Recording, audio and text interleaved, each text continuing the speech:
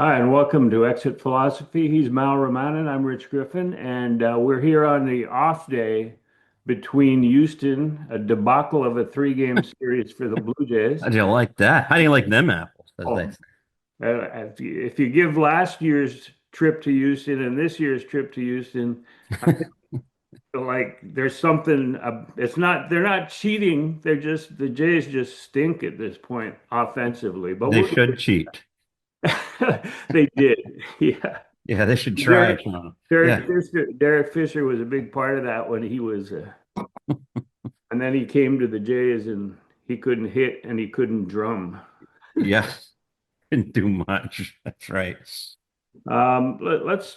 This is a great sports time of the year, and It is. to me it beats March Madness because March Madness has become five freshmen who can't shoot looking to a portal to move to another school. So you can't It identify unless you went to a school. You can't identify with anything going on in March it Madness. really has lost its luster. I agree with you. So no, this and how about the weather, by the way?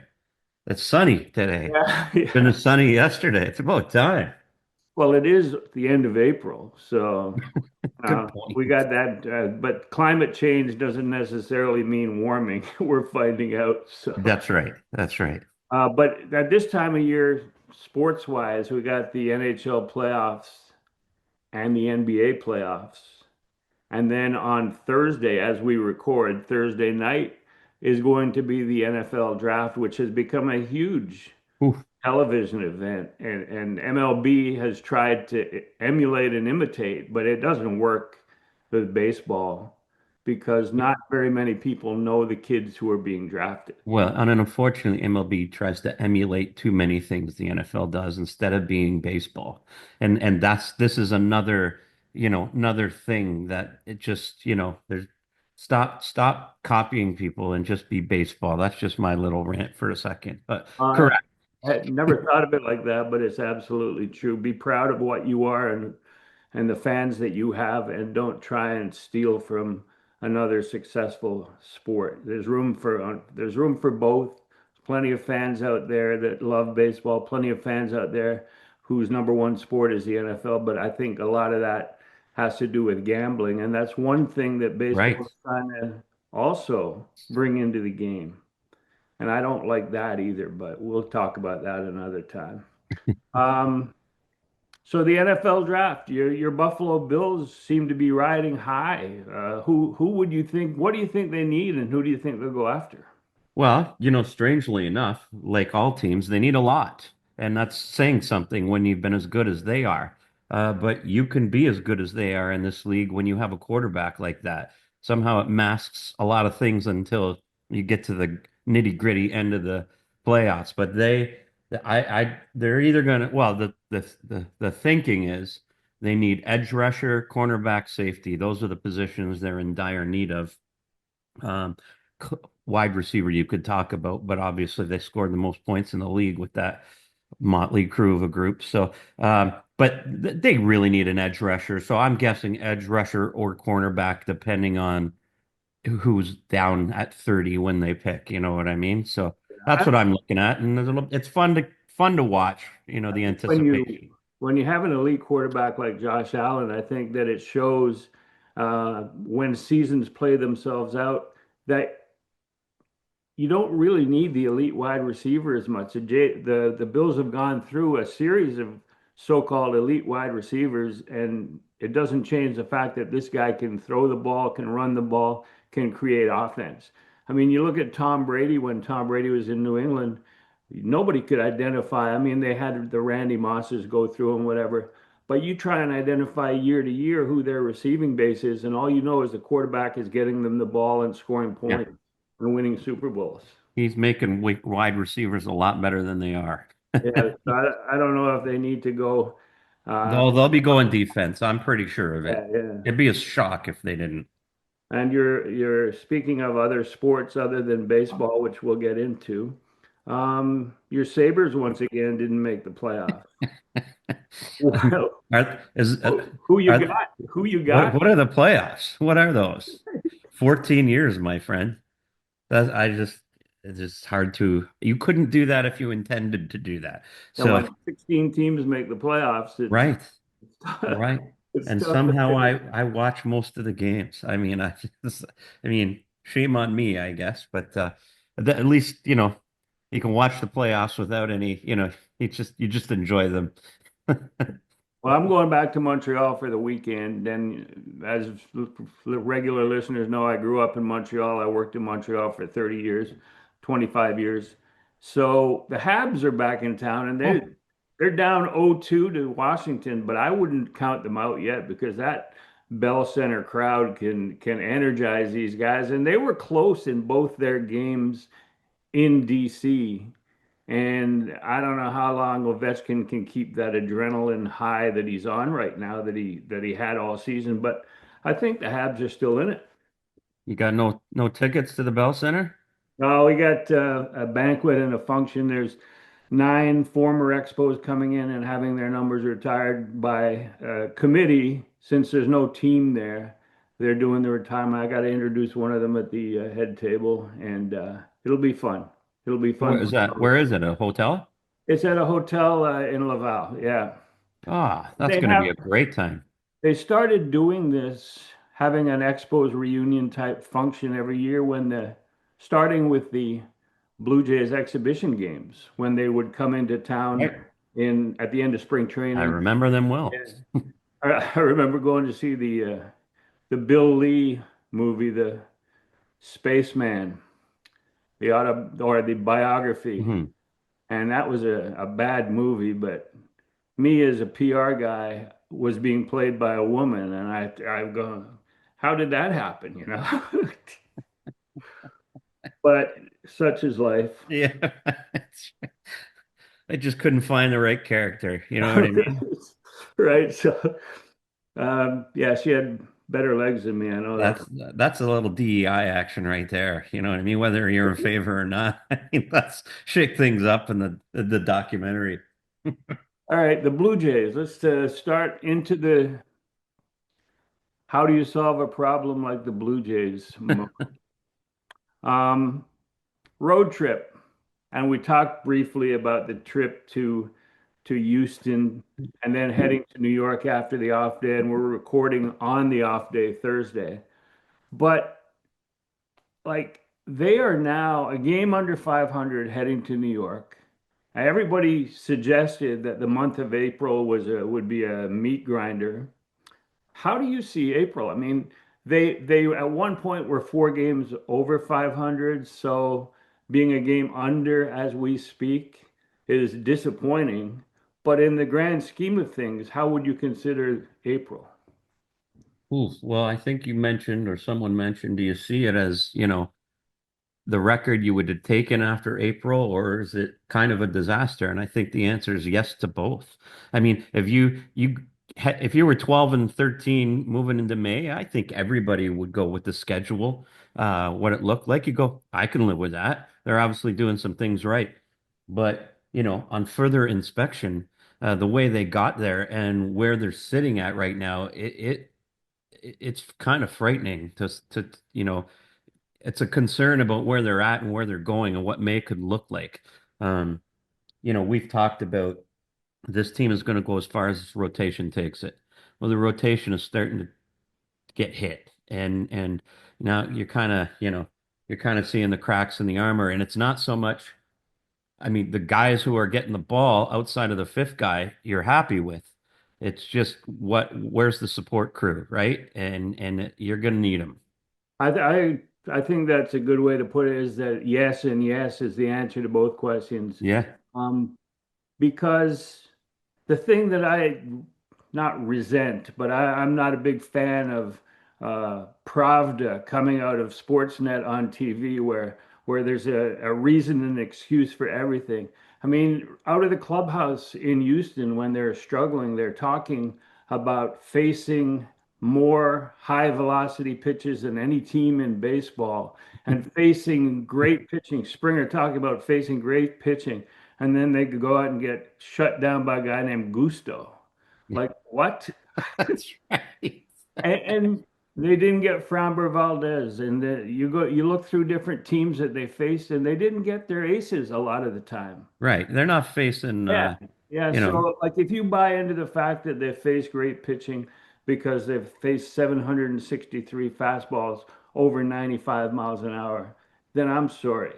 That's not a good excuse for what's happening to that offense. well, you look up and down that lineup. We've talked about it. You go 5 to 9, sometimes 4 to 9, and there's some questionable major leaguers sitting in those spots. And you got away with it for a little while. Guys chipped in when you didn't expect, a Miles Straw and et cetera, and Jimenez early. That's kind of drying up and shocker. That's what you got to expect. So there's reasons for deep concern, I think, with the lineup, obviously, and boy, that rotation is going to have to stay strong, so to speak. And can they?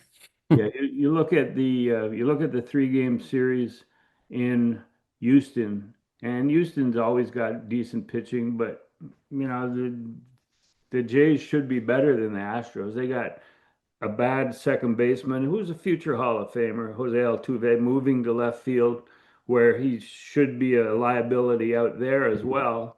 And yet the Jays as a team went 9 for 91 in the 3-game series.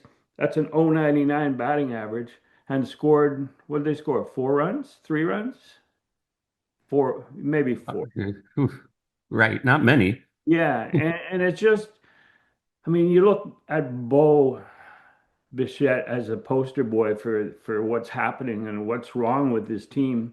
And in 12 plate appearances, he saw 30 pitches and he's the leadoff hitter. He's the guy supposed to be coming back and saying, okay, he's got this. But in the Wednesday game, he had 4 plate appearances, saw 4 pitches. So how do you tell your teammates what to look for when you've swung at the first pitch? Fastball, off speed, doesn't matter. He doesn't. And Felipe Alou used to say, if you don't want to go deep into a count, if you're afraid to hit with 2 strikes, so you're swinging at the first strike you see, then you're scared to play the game. You're scared to be a major league hitter. Well, and clearly Bo is lacking confidence. Clearly, when you're jumping first pitch fastballs every at bat, not just, start a game where you think a guy's going to do a get me over fastball. You clearly are afraid to go deep in accounts. You're clearly afraid to work. And that tells me you're struggling to pick up breaking pitches. You're looking for a fastball you can jump. And eventually the league picks up on that. And Bo's always been that style of hitter, but never to this extent. And then when you're in the leadoff role, you've got more responsibility. Like you say, what's he throwing? BP fastball, it's all he's got. Don't worry, boys. It's just a bizarre thing that he just continues to do this almost every single time up, not starting games. It's something to watch. It concerns me for sure. Yeah, and I don't know if Vlad's new contract has anything to do with the focus that Bo is clearly missing, but I was at a scoring playoff hockey draft, and people were asking, well, what's Bo going to get? Guys were asking, what's Bo going to get? Because Vlad got 500 for And he's a 40. shortstop. Right. But I said to them, the bottom line is that there's only a handful of teams, contending teams, that can afford that kind of contract who would be interested, for whom Bo would be an upgrade at that position. You look at the teams, you look at the Astros. Their guy, they wouldn't trade their guy for Bo straight up. Most teams have guys. Most teams that the Jays have played thus far in April, I think maybe the Red Braves Sox. are the only Braves and the Red Sox. Red Sox. Yeah, Yeah, and the Red Braves. Sox and Braves. Hmm. And now you narrow it down. You say you put 5 or 6 teams in the offseason or at the trade deadline that would go out. What are you going to get for him? And what's he going to get in terms of an extension? I don't think people need to worry about the kind of money, the Vlad money. And I think that's why he may have to go to free agency to find out what the real demand for his services will be. And I think that's his plan, but he's clearly jumpy. He's clearly it it appears that he's trying to put up numbers real fast. You know what I mean? And that's the sense you get is he's just jumpy up there and he's trying to succeed as he's trying to hit a 3-run homer with nobody on base type thing. Yeah. And he's got to relax a little and just settle into the season. And more than just Bo, but the lineup, you talk about Gusto, a guy that nobody has heard of going into the Astros series. A big galoot is all you can say. And like he's throwing pitches off the plate that they're chasing, they're Hmm. fouling off, and it's putting the Blue Jays hitters into pitchers counts. And now Right? he's going to dominate the game when this is a guy that throws 94, 95 and really only has one breaking pitch that you worry about. And they can't handle that. They can't handle it. I know that it's like wow. Like if they swing over one more breaking ball and you know it's coming. Yeah. You think I'm watching going, here it comes. Like Kirky had a big at bat there. Uh, obviously in the ninth there, and it was terrible. It was a non-competitive at bat, and you knew he was going to swing over a breaking ball, and he did. It was like, good night. Yeah, that's and to me, uh Buck Martinez, I love Buck, Of but course, everything he says early in the game, the opposite happens when he says, well, Bo hasn't been chasing. It's been great. And all of a sudden there'll be a ball down and away and he'll flail at it and silence. yeah, it would be like, Buck, please be quiet early in the game Yeah, until let the game play come to itself you. out. Yeah, Um, so let's talk rotation. sure. Easton Lucas, we sang his praises after two starts because of what we saw, which was 94-mile-an-hour fastball that he could place in the four quadrants when he wanted, Against Boston, he did. Yep. repertoire. Even though it wasn't more than one pitch, it basically acted like more than one pitch because he was locating it so well. And when he's not locating, you saw what happened. His last two starts, and I jokingly, half jokingly suggested it's because Max Scherzer was gone for a second opinion, and Max is his like guru of pitching. Yeah, he needed Max's second opinion is what he needed. So he gave up 14 earned runs in those two starts in six and the third inning. And that last start, right out of the chute, that was Yeah. batting practice, man. That was batting practice. So I made this comparison to you before we went on air, and you laughed, but I think is Easton Lucas another Josh Towers? He would hope so. That's And what. I know what you mean, and I know what you mean by that. But Josh had a career, man, and at least one season of success. Um, I know what you mean, though. Like it's all about location and using the four quadrants. And when Josh couldn't do that, it could get ugly, clearly. And um, yeah, I mean,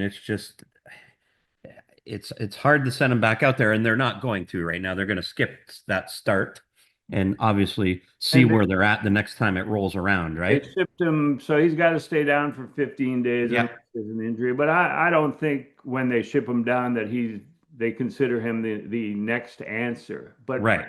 let's discuss what is their next answer. And they have some And choices herein lies the problem. next time through when they need that fifth starter spot, when they need that Max Scherzer, Easton Lucas spot. They could go with a bullpen day with Paxton Schultz maybe starting and then a lefty in between, and then Yariel Rodriguez Yep. carry them into the sixth or carry them through six or seven. They could do that, Hmm. or they could call up a guy like Eric Lauer, who we'll discuss in a minute, or they could call up a guy. like Jake Bloss, who was sort of the guy when they made the trade with the Astros last summer, but we'll discuss. Or they could bring Easton Lucas back up at some point. What would you do? I mean, as a fifth starter, and obviously, if you're going to the bullpen and for a bullpen day, it's not sustainable for the entire season. But what would you do middle of next week when they're at home? Well, I think if you're asking them right now, your first option is what they're planning on. I think when you are in this position and you get the next Easton Lucas, and I'm not comparing their styles or any, but that happens to be Paxton Schultz. Next man up, if he performs well, you keep giving him the ball. And that's kind of the beauty of baseball too, where guys get an opportunity. So I think the plan would be Schultz gets the ball, as you say, into Yariel, whatever, into Fluharty, into whatever, and then you try to get through the day, and that might be your best option. The question is, what do you do long term? So I think that's probably their plan, but a lot can change with Schultz and the whole thing by the time you get there. You know what I mean? So I think that's plan A with Eric Lauer as plan B type thing. And then you see where you kind of let things breathe a little. It's always nice if you can do that. There's just no grade A solution sitting out there. We're in a throw stuff at the wall, see what sticks Yeah, season with that. I mean, And it's not just this front office, but front offices like to believe that they've made a plan and that it's working. And uh, sure, Paxton Schultz is not the plan because he no, wasn't even being stretched out as a starter. He had an incredible debut, tied a major league record for a debut as a reliever. And he's got to thank Tyler Tyler. Lindeman for throwing the ball down the right field line because that was a strikeout, and then he got a chance for another strikeout. That's right. That's right. But that's not the plan. They haven't stretched Schultz out. Um, they already whine about not having enough relievers. So if you make him the fifth starter, just as the lead guy in a bullpen day, that sort of messes up the bullpen as far as I'm concerned. But we look down at Buffalo, which is the holding tank for future call-ups to fill in as starters, and the best laid plans of this front office have gone awry at this point. I mean, you look at well, they've got Easton Lucas now, but their top or their entire Buffalo Bison's rotation starters combined through Thursday as we speak is 0-11 for the year. I mean, come on. Four starts from Jake Bloss, Eric Lauer, Lazaro Estrada, and Trent Wallace. Four starts each, and they're a combined 0-10. The lowest ERA is 5.68. The highest is 7 point whatever. It doesn't matter once you get that high. So there is nobody putting their hand up and saying, "What about me?"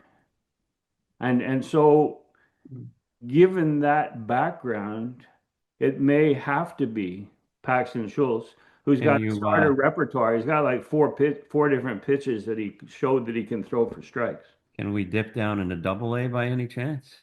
I mean, Yeah, there's I think Ryan Jennings is the double A guy that might the only double A guy that might be available at this point that they would trust for 3, 4, 5 innings. 3 or 4 maybe innings. Yeah. Rafael Sanchez. I don't know. Like, is Yeah. that something you can do? I'm just spitballing. I mean, it's certainly ugly in Buffalo on all levels right now, unfortunately. But they're 7-14 as we record. They've had terrible weather. I don't know how many times they've been able to hit on the field, how many rainouts they've had. But it hasn't been ideal in terms of developing pitchers down there or keeping them on a schedule to allow them to succeed. And that being said, 7-14 and 0-11 as a rotation. Why aren't other teams in the International League having that same problem? well, it's like what you were saying earlier. Like I understand maybe it's cold, it's tough to hit. You get a tough start with the offense, which they've had, but what's the excuse for the pitchers? They should be, they should have that early advantage, right? So, and unfortunately, that's not working on that side. So, I mean, it's a concern. I think you disregard the numbers and you talk to your manager and pitching coach and just say who's throwing the best, how do they look? Maybe there's been some bad luck. Maybe Lauer, he's got experience. You know what I mean? Well, He's that probably a would be guy why you he call would be up. my choice Yes. because he's had experience, he's had success. He played Hmm. in Asia for a half a season. Yeah, you Um, ignore the numbers. yeah, he's Yeah, he's the adult in the room at that level. yeah. So I agree. I think that's where I'd go, and if you had to. So now we've got a situation, and we'll go back to the But again, so just before you go, again, that's the issue. So the rotation, we've talked to a million times. Look in Houston, when your top guys, when Gosman goes out there and gives a four spot after, five scoreless or what have you, that's a disaster. And it shouldn't be. You should be able to overcome your ace having a mid type game, right? And once he gives up that four spot, it's game over. So yeah. it's the Well, lot of load is on those guys, and that's tough to do for a long time. that's the way it felt on Wednesday when the Astros scored 3 runs in the second inning, and it's like, uh-oh, this game's over. And Yeah. you're thinking, well, maybe they can put together, maybe somebody can go deep with a runner on, and you know it's not going to happen, but you're hoping so as a Blue Jays fan.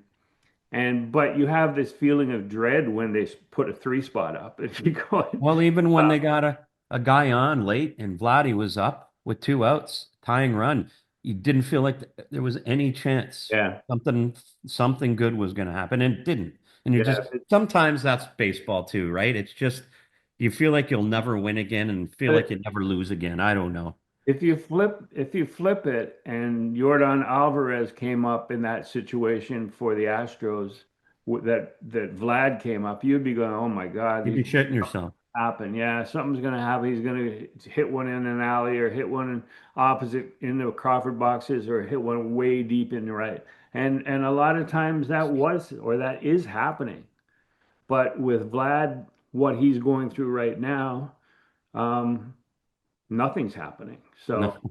no, it's not. So it kind of goes that way sometimes too. So now, when the team left home, we were talking to the manager, talking to John Schneider, and asking him a timeline on Daulton Varsho, and he talked about going and doing. He was still hadn't been in games. He was going to join Dunedin, play a couple games there, ship off to Buffalo, and play there. And I suggested to Schneider that does that mean like the opening of the next homestand, the 29th, might be a timeline Right. where we see Daulton Varsho? And he said, yeah, that's reasonable. That sounds good. Yeah. But given what's happening with the offense, Mal, do you think that that timeline should be pushed up? I mean, they've got an off day. He's played 2 games in Buffalo. Varsho's played 2 games in Buffalo as we speak on Thursday. We'll probably play a third tonight. Would you fly him to New York and insert him either as a DH or a center fielder? Absolutely. And we've talked about this even last week. I just don't totally understand why he didn't break camp. Like, like he played all spring on offense and had a good camp and hit the ball well. So clearly, if you were able to run him out there every day in spring training, why'd you bother? Why bother if you've got to do it all over again in a rehab stint? You should have just let him rest. And he should have broke camp as the DH. And I've always questioned the length of these rehab assignments. Are you good to go or not?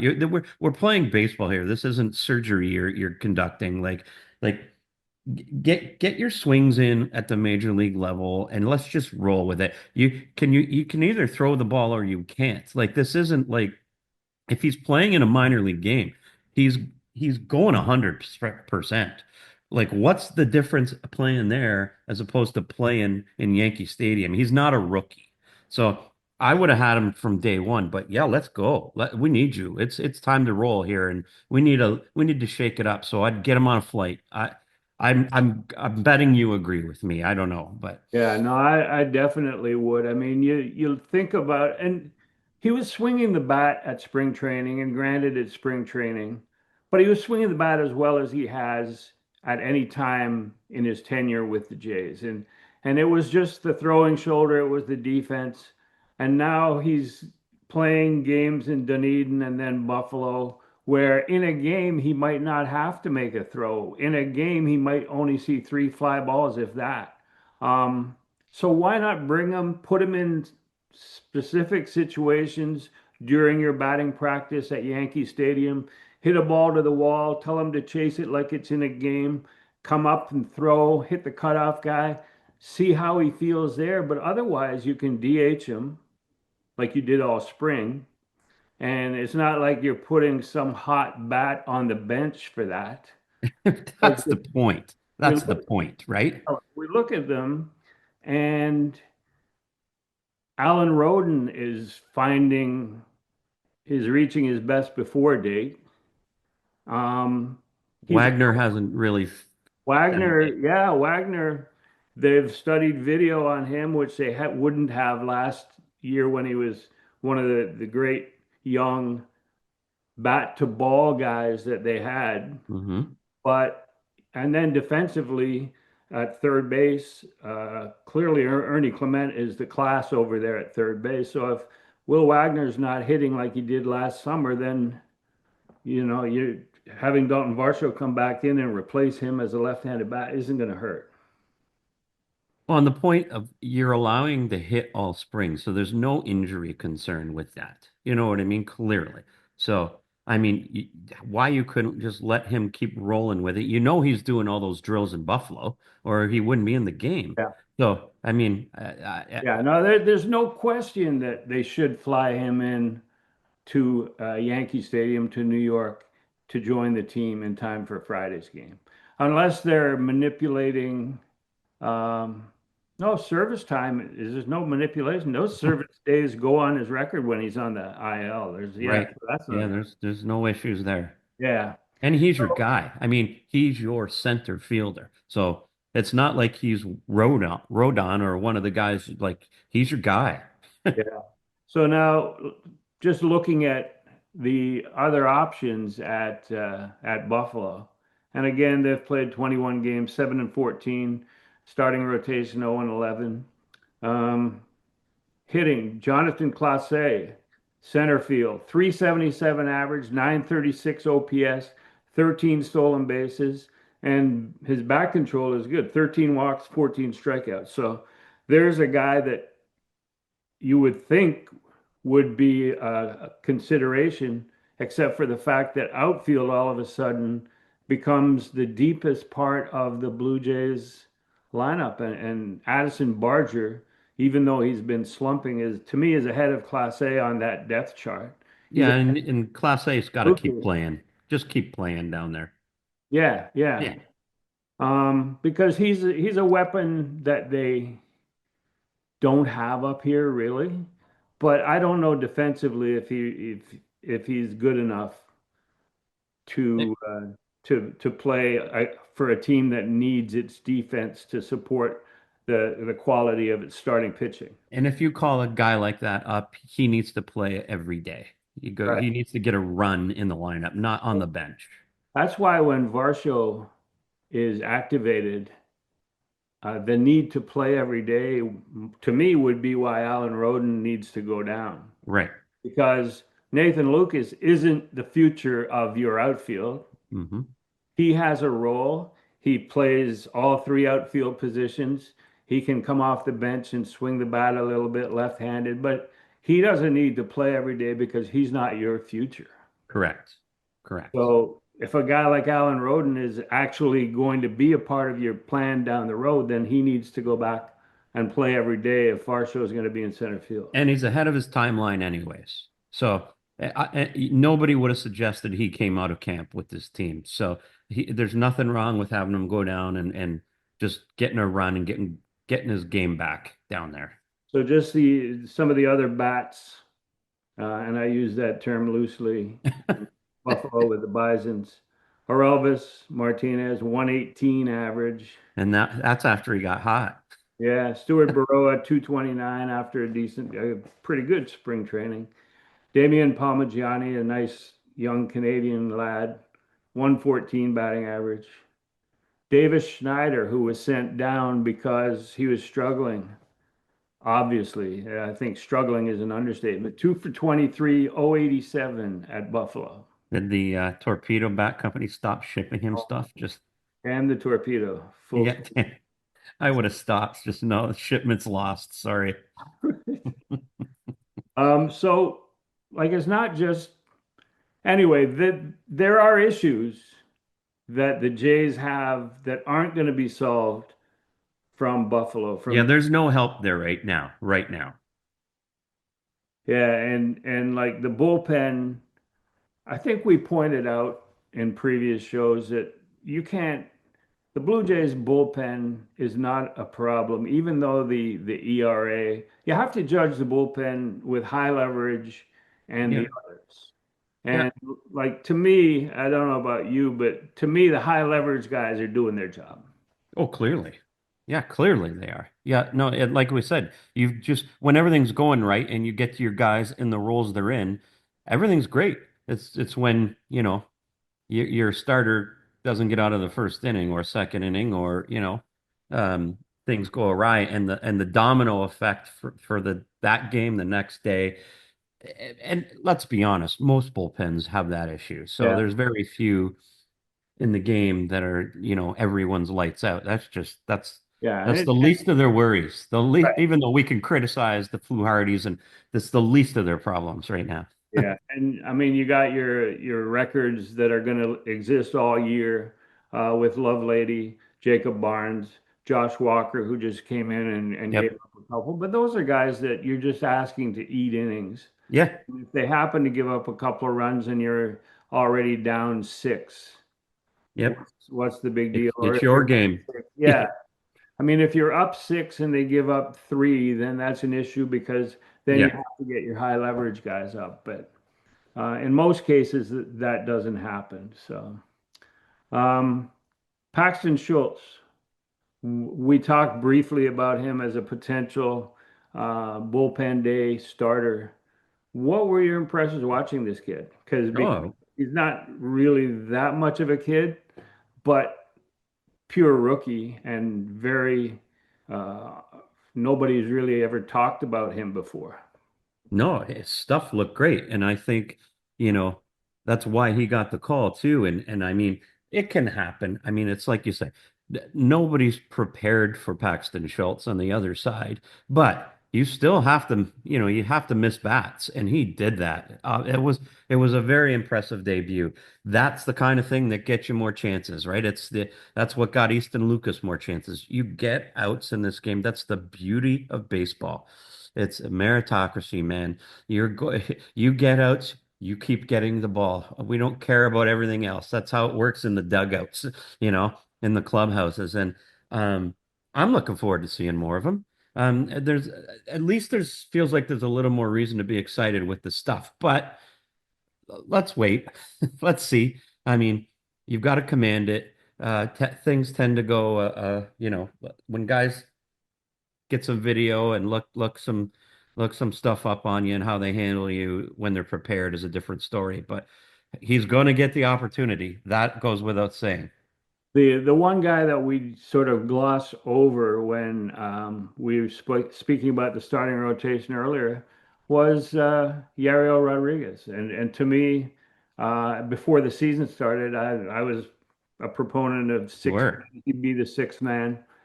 He made 21 starts a year ago, and there were starts where he looked unhittable.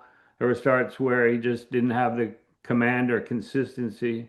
Um, but his stuff is undeniable. I mean, he's there stuff wise. Just the shine seems to have come off. You know what I Yeah. mean? But I mean, Um, he's under contract for a few more years. right. They locked him up as a Cuban or a free Caribbean free agent. Um, so what do you think of? We didn't even discuss putting him in there instead of Schultz or a bullpen day. But if I, he's in there, you can't really call it a bullpen day because he made 21 starts last year. I think the Jays are telling you without telling you they have concerns with Yariel. He's obviously not getting the role that he seemed destined for or what they signed him to do. There was a lot of excitement and within reason, like you say, on a when you look at him at certain times, you're like, oh yeah, I get it. It just doesn't seem like he has the ability to maintain that for whatever. And then at times he'll get hit hard. You know what I mean? So I think by them coming out of the chute out of spring training and not giving him a prominent role, our friend Mr. Walker is trying to tell you something. So will he get the opportunity? Sometimes it's just a matter of attrition and he's going to get the ball. So here's your chance. You know what I mean? But right now it just seems like they don't want him to have that chance.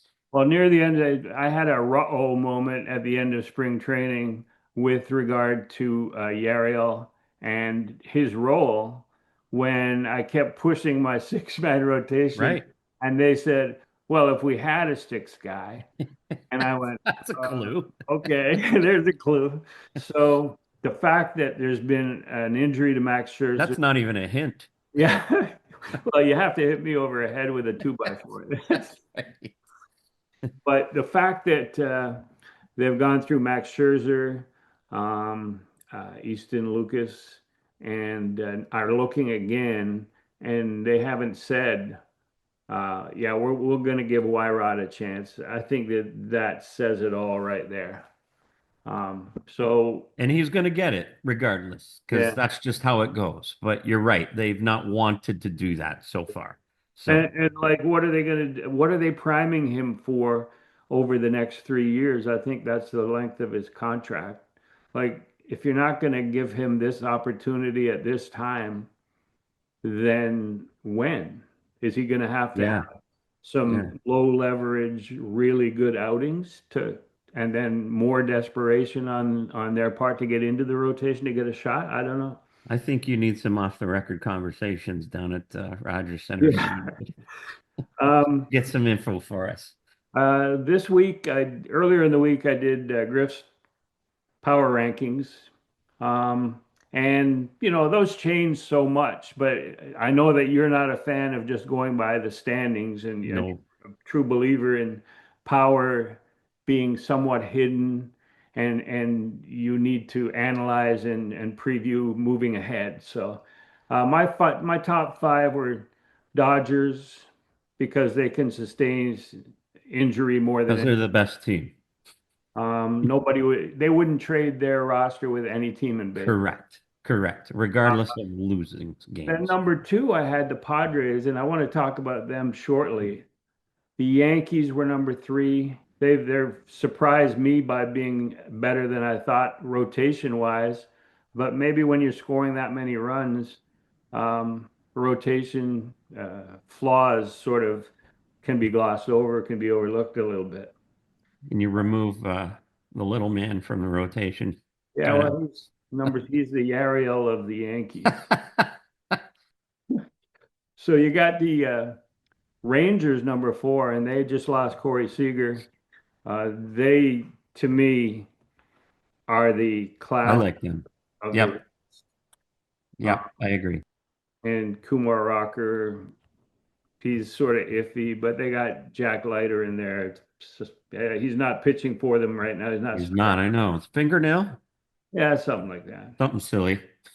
And then I got the Diamondbacks. I like the Diamondbacks, even though the Giants have a better record than the Diamond. I just think the Diamondbacks are more 162 games sustainable. The only one that feels strange there, and I'm not saying it's wrong, are the Yankees. It just feels strange. But Yeah, I mean, I can't argue with it. It just feels, isn't there a better team than the Yankees? You know the what? Aren't there better teams? But Mets, the Mets have the won a Mets. bunch in a Yeah, row. maybe the Mets. Yeah. Yeah. The But Cubs, Cubs I to I me, like those five. yeah, the Cubs to me are not a top Nah, team. get out of here with that. They're competitive, and Get Pete out of Crow here. Armstrong's a good story and all that stuff. And the Phillies should be a top five, but Jordan Romano and their bullpen has blown 7 saves in the first month, which is And ridiculous. frankly, at this point, it should be the Baltimore Ails, but shame Yeah, on them. Shame on them because they stink with pitching. And I mean, just an indictment of the management team. Well, or ownership, management sorry. team for sure. I mean, they had so many good players stocked in the minor leagues, and just it looked like they were going to be able to, if they just filled in some pitching from the free agent market or trade market, that they should be there as the number one team in the division. It's go time. It's Yeah, go time, and they're not going. no, no, and they're taking a lot of heat front office wise there. And then No that's kidding. rightly so. Yeah, there's no doubt. But I want to talk about the Padres a little bit because pitching, like their pitching is so ridiculous. They got Nick Pivetta and Michael King, who Pivetta was signed as a free agent. King was an underrated trade. He came over from the Yankees and was lights out when he converted from the bullpen to the Yankees rotation, and then has just kept it going. They have 7 shutouts in April as a pitching staff. Dylan Cease, who should be their ace, is the most disappointing starter on their rotation. Yu Darvish has been out all year. Of their 8 relievers, the worst ERA is 2.70. Well, I was going to say the key to the whole thing is the bullpen. I mean, well, I shouldn't say the key to the whole thing. Like the entire staff has been lights out. But when you have those kind of starts for the most part, and then your bullpen, every single guy is doing the job, right? I mean, that's Worst unheard ERA of. 2.70. Robert Suarez, 11 games, 10 saves, 3 hits, 2 walks in 11 innings. And so you got to credit their pitching coach, Ruben Niebla, They've who, got three closers. I yeah, mean, Jason Adam, Estrada, Suarez, any of those guys are like legit major league closers right now.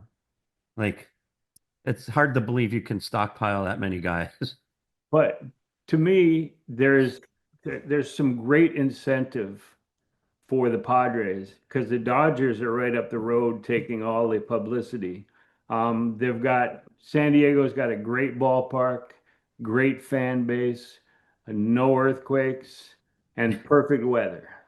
They had an So earthquake when I was there. I almost had a nervous breakdown when I was in the press box. they had earthquakes. Oh, they sure did. The I San crapped Andreas Fault myself. goes around them and then comes out under Dodger Stadium. So Well, they definitely had one that day I was there. I didn't know what to do. I panicked. I'd never been in one. I thought it was me. I thought I was having a moment there. I've been in several. I was in one in St. Louis, an earthquake in St. Louis that was under the hotel right across the street from Wow. the ballpark. And like in the bar, I was in a bar at the time, and the chandelier was moving back and See, forth. again, you would think it's you. You might be right there, but it wasn't because other It people wasn't. felt it too. Right. Yeah. So now I just want to go because we talk about the Blue Jays and their farm system and prospects, and there seemed to be so much surprise when Alan Roden made the opening day roster as a pure rookie.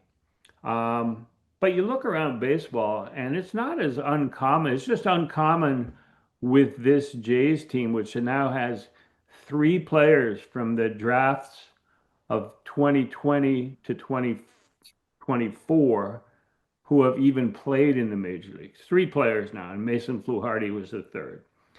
So it's just this organization maybe that doesn't have that pipeline to the major leagues. Well, we know it's the bottom of the rankings, and there are no like there's no blue chippers like, oh my God. You know what I mean? Like Vladdy and Bo. They're just not there, you know? So Rodon is gets the shot, and I like him, but he's certainly not on everybody's top prospect list. You know what I mean? So I put a list together of um, rookie of the year candidates for 2025, and Alan Roden to me was not on the list, even though he was an important player to start the year, Yep. Yep. the Blue Jays. But Nice looking player. uh, I'll read the top five, and there's more than five, so you might have someone else to throw in there. But um, Jacob Wilson, shortstop with Sacramento, with the A's, with the Athletics. Um, he's a guy that nobody was paying attention to, but he sort of takes, not that the Athletics could have ever afforded Bo Bichette, but moving forward, he's probably a guy at shortstop that takes them out of any Bo interest. For sure, right? I mean, why would you spend if you don't have to in their mind?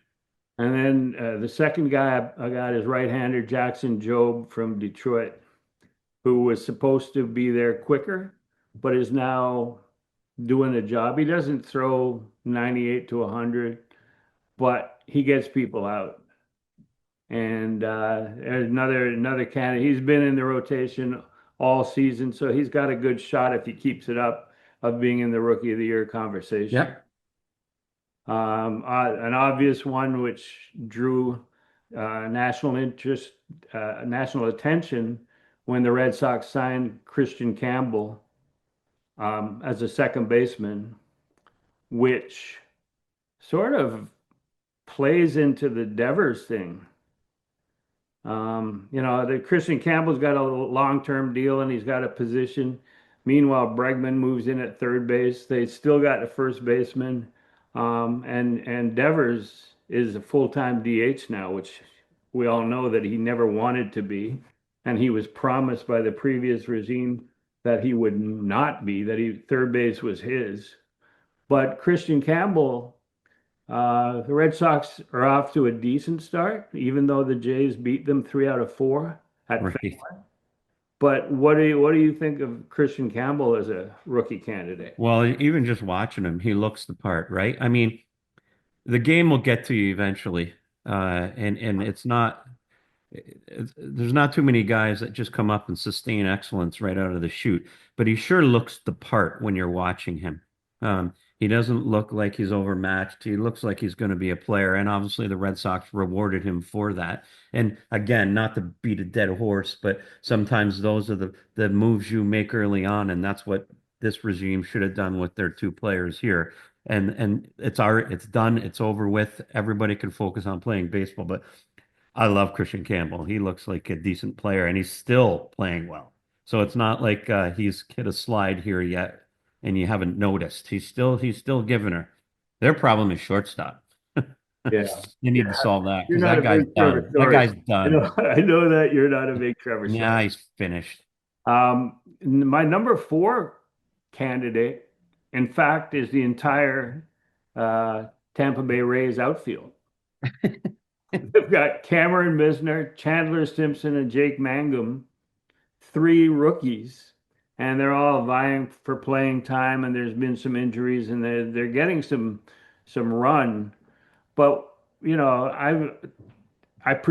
predicted before the season that Tampa Bay would take a step backwards, playing at Steinbrenner Field, the Yankees' spring training home, and that it hasn't even got hot yet in That's the thing. July These and August. these young guys are August. going off so far.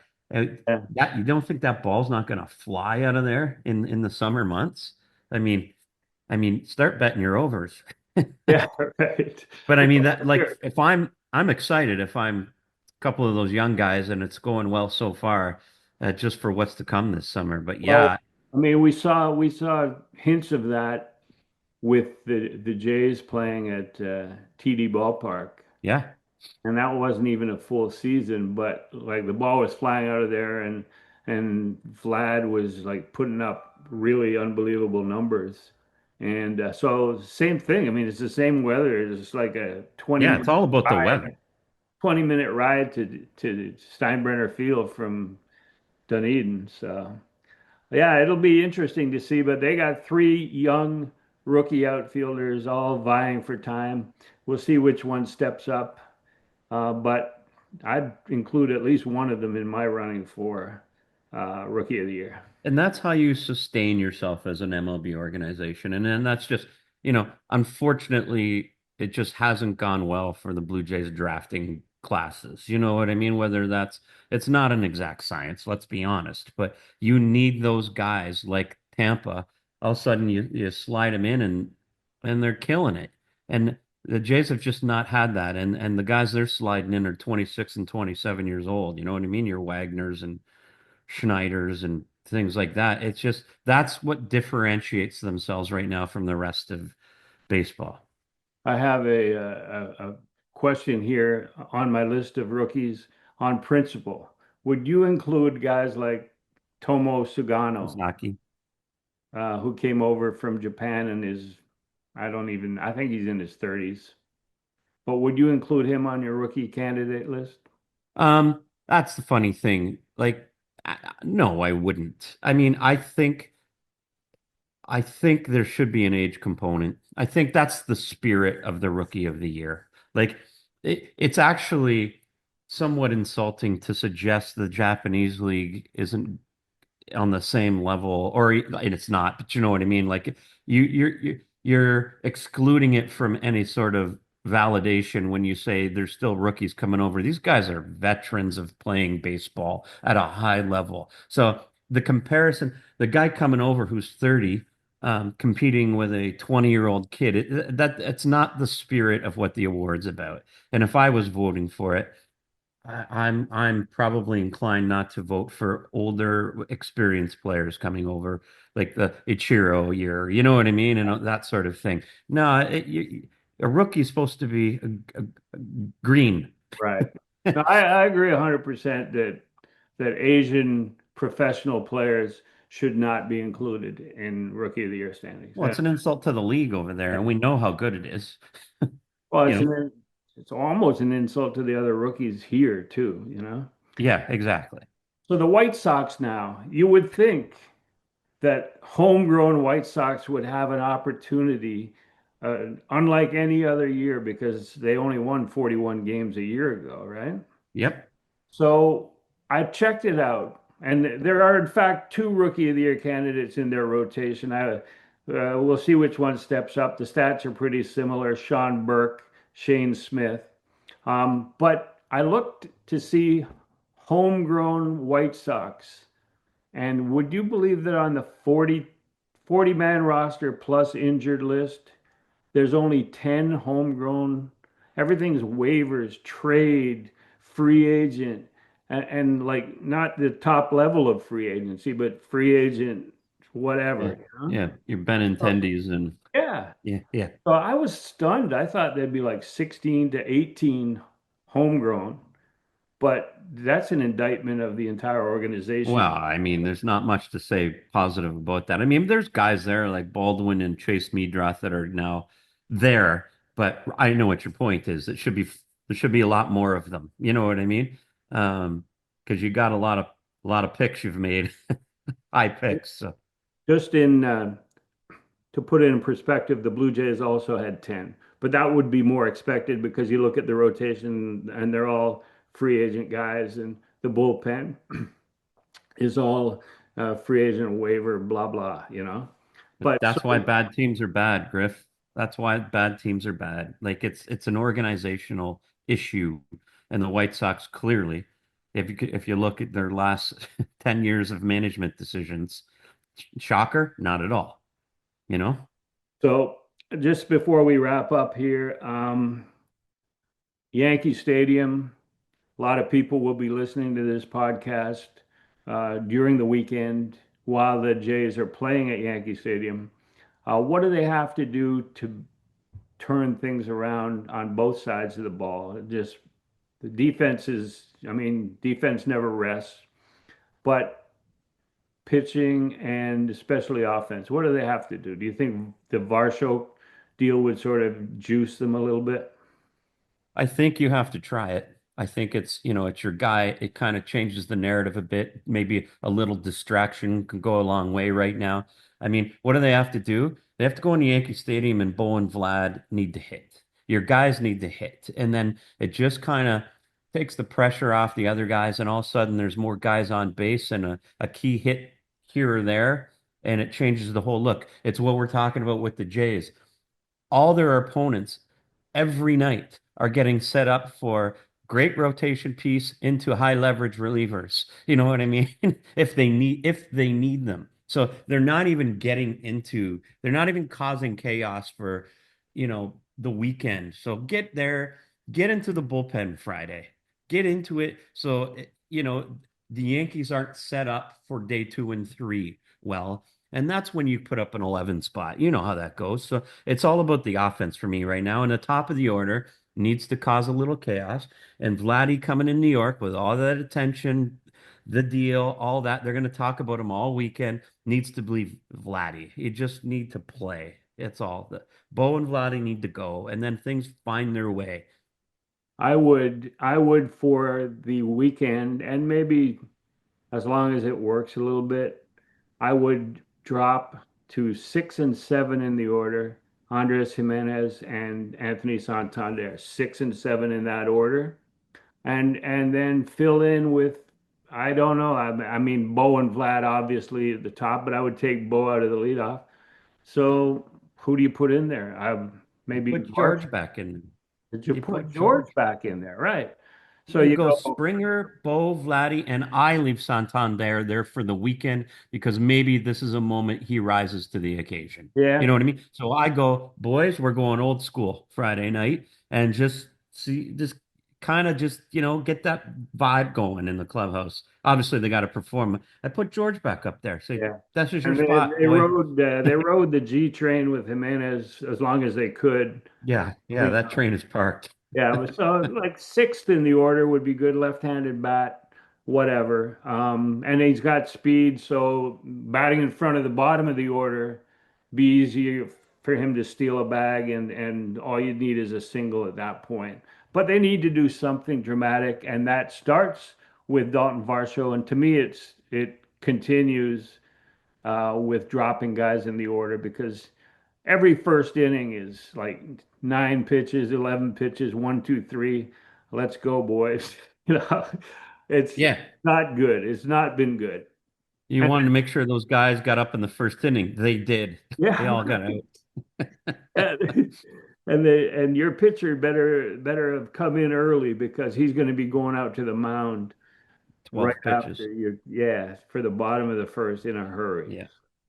Yeah. But one more thing, and we'll wrap it up, and that is an update. I'm still waiting for the Ironbacks, the Niagara Ironbacks jerseys and hat and Well, logos, and we'll do that. yeah, it's coming your way, but I'm sure you saw our jersey reveal. It was on Easter. We did a nice little post. For those who haven't, please go follow all our socials and share it. But we did a nice little jersey reveal on Friday. And then this morning at 9 o'clock, we announced our first player signing. Well, there'll be a ton of them because we're just going to release them now. But Ethan Catney Forbes, a 6'6", 245-pound right-hander from Burlington, who's pitching for St. Bonaventure D1 program, obviously New York State. So two nice announcements. So please, everybody, get on the socials and like, share, and just follow, and all the things. We're building this community from scratch, so we need all the fan base help we can get. So